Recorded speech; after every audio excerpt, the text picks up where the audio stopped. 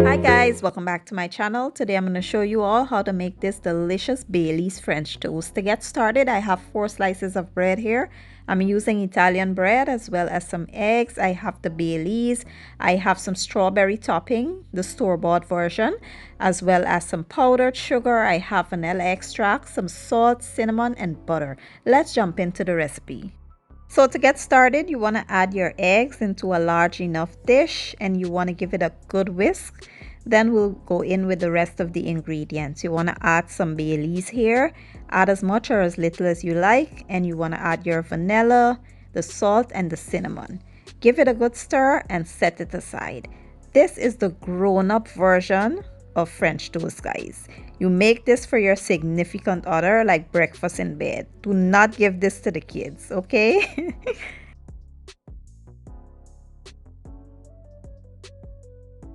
Now let's make a glaze with the powdered sugar and some Bailey's. You want to add a little at a time until this reaches your desired texture. This is completely optional. If you want, you can use syrup, but this just takes the French toast to another level, and I love the flavor of it.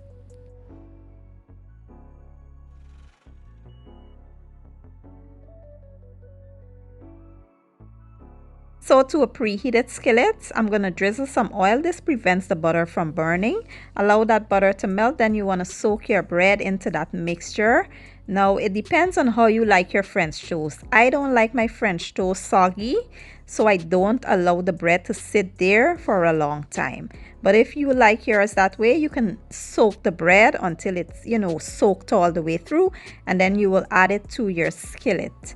You want to keep this on low heat because you don't want it to burn really quick, because French toast have a tendency to burn super fast and we don't want that. So keep your heat on medium low, and once it browns up, you're going to flip it. Now if you want, you can go in with some cinnamon over top or not. It just depends. It depends on your preference and what you like. So once we flip it over, allow it to become nice and golden brown on the other side, and then we'll remove it and just carry on with that same process until we're all done. It's super easy, simple, and absolutely amazing.